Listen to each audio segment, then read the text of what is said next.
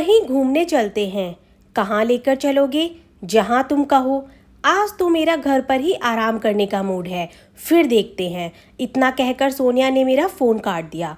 उससे फ़ोन पर बात करने के बाद मेरी बेचैनी और भी बढ़ गई। पता नहीं मुझे क्या हो रहा है आजकल। जब तक उसे ना देखूं मुझे चैन ही नहीं आता। वैसे मैं कोई सड़क छाप रोमियो या कॉलेज में पढ़ने वाला वह नौजवान नहीं हूँ जो अपना दिल हथेली पर लिए फिरता है। मैं एक शादीशुदा इंसान हूँ जिसका एक प्यारा सा छोटा बेटा भी है। लेकिन क्या सिर्फ शादीशुदा होने से ही हमारी भावनाएं दिल के किसी कोने में सिमट कर रह जाती है? आखिर शादीशुदा मर्दों को भी तो प्यार करने का अधिकार है, क्योंकि दिल तो आखिर दिल है। अब तक मैं सिर्फ और सिर्फ अपने काम पर ही ध्यान देता आया हूँ और शायद इसी वजह से मैं अपने बॉस के दिल में अपनी जगह बना पाया हूँ। ऑफिस का कोई भी जरूरी काम हो उसे पूरा करने के लिए मुझे ही बुलाया जाता है। मैंने अपनी मेहनत से एक अच्छी पोजीशन अचीव की है, इसी वजह से ऑफिस का सारा स्टाफ मेरी बहुत इज्जत करता है। लेकिन सोनिया ने अपने दिलकश अंदाज और बात करने के अनूठे तरीके से कब मेरे दिल में अपनी जगह बना ली, मैं समझ ही नहीं पाया। यही नहीं, वह अपने काम को भी बहुत महत्व देती है। शायद इसी वजह से मैं भी उसके नज़दीक आता चला गया, क्योंकि जो लोग अपने काम को महत्व देते हैं मैं उन लोगों की बहुत इज्जत करता हूँ। प्यार सोच समझकर नहीं किया जाता, बस हो जाता है। आज तक मैं जिस लाइन को सुनकर अक्सर हंस दिया करता था, वही लाइन आजकल मुझ पर बिल्कुल फिट बैठ रही है। तभी तो मैं अपनी पत्नी कावेरी से ज़्यादा सोनिया पर ध्यान देने लगा हूँ। आज सोनिया ने क्या पहना है, उसने लंच किया है या नहीं, कहीं उसका मूड खराब तो नहीं है, वगैरह वगैरह। इन सब बातों का मुझे हर समय ध्यान रहता है। पर अपनी पत्नी कावेरी से बात किए हुए मुझे अक्सर एक लंबा अरसा बीत जाता है, लेकिन मुझे इसका तनिक भी एहसास नहीं होता। सोनिया के साथ बाहर घूमकर जब मैं अपने घर पहुंचता हूं, तब मेरा मूड एक अजीब सी खुशी महसूस करता है, जो शायद आज तक मैं कावेरी के साथ कभी महसूस नहीं कर पाया। वैसे कावेरी एक अच्छी पत्नी और एक अच्छी माँ है, लेकिन कहीं तो कुछ ऐसा है जो उसमें नहीं है। लेकिन सोनिया, वह तो समझो उस चुंबक के समान है जो पल भर में ही किसी को भी अपना दीवाना बना सकती है, खुद को रोक नहीं पाता और उसकी तरफ खींचा चला जाता है। ठीक बिल्कुल वैसे ही मैं सोनिया को देखकर एक नई स्फूर्ति से भर जाता हूँ। इसलिए ही तो आजकल मेरे और सोनिया के बाहर घूमने के प्रोग्राम बहुत ज़्यादा बनने लगे हैं। सोनिया को अच्छी अच्छी जगह घूमने और बढ़िया गिफ्ट पसंद है, इसलिए ही तो आजकल मैं अपने घर के बजट से ज़्यादा सोनिया की पसंद और नापसंद पर ज़्यादा ध्यान देने लगा हूँ, क्योंकि अब उसकी खुशी से बढ़कर मेरे लिए और कुछ नहीं है। और फिर जब हम अपना दिल हार जाते हैं, तब उसके आगे और कुछ शायद मायने ही नहीं रखता। बस इस सब में मुझे उलझन तब होती है जब मुझे कावेरी के प्रश्नों का जवाब देना पड़ता है।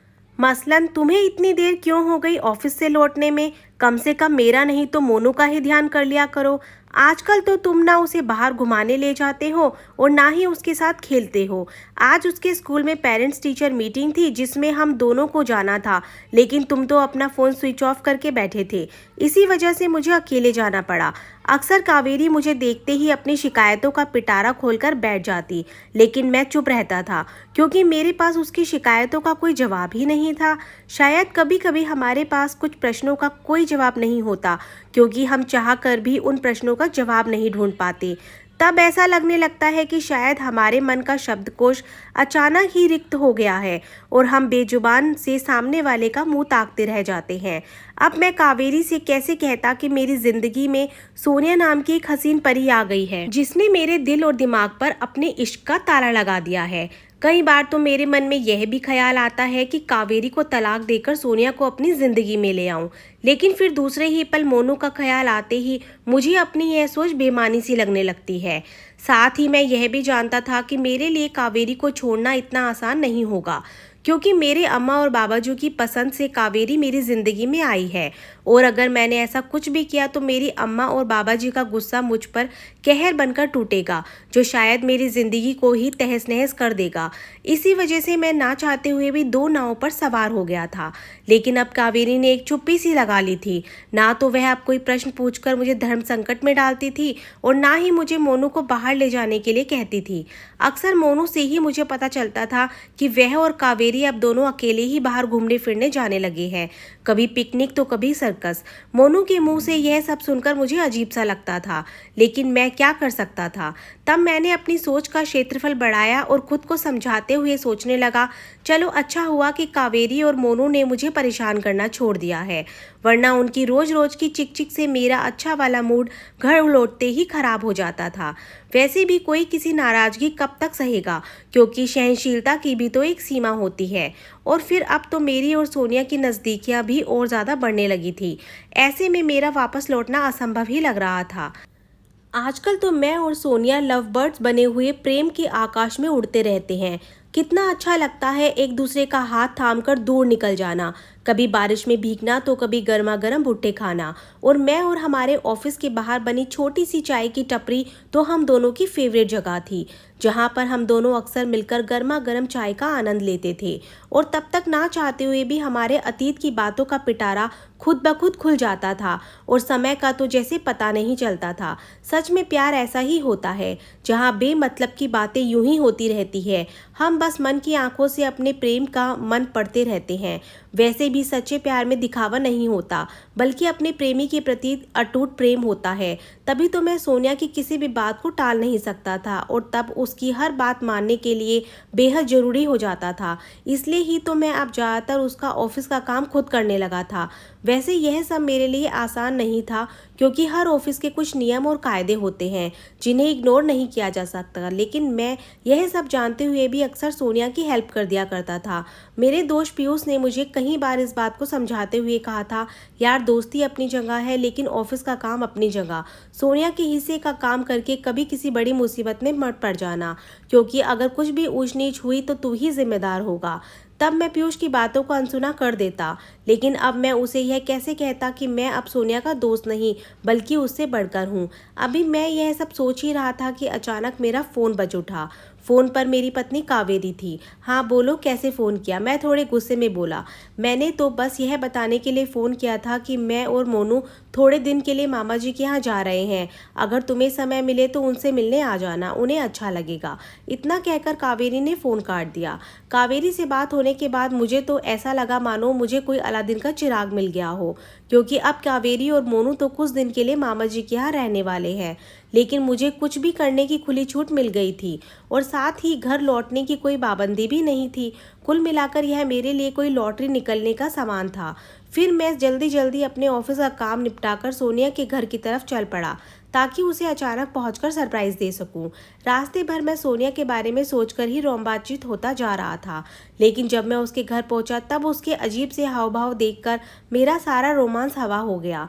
अजीब से कपड़ों में बैठी सोनिया अपने नाखूनों पर नेल पेंट लगा रही थी। तेज धुन पर बज रही फिल्मों के गानों के साथ साथ सोनिया भी गुनगुना रही थी। सामने सोफे पर ढेर सारे कपड़े पड़े थे और मेज पर 2-3 कप उल्टे पड़े थे, जिनमें पी गई थी चाय और वो सूख चुके थे। मुझे अचानक सामने देखकर सोनिया हड़बड़ा गई और तुरंत घर को ठीक ठाक करते हुए बोली, सॉरी यार, मेरी काम वाली बाई नहीं आ रही, इसलिए मेरे घर की हालत ऐसी है, वरना मैं बहुत सफाई पसंद हूँ।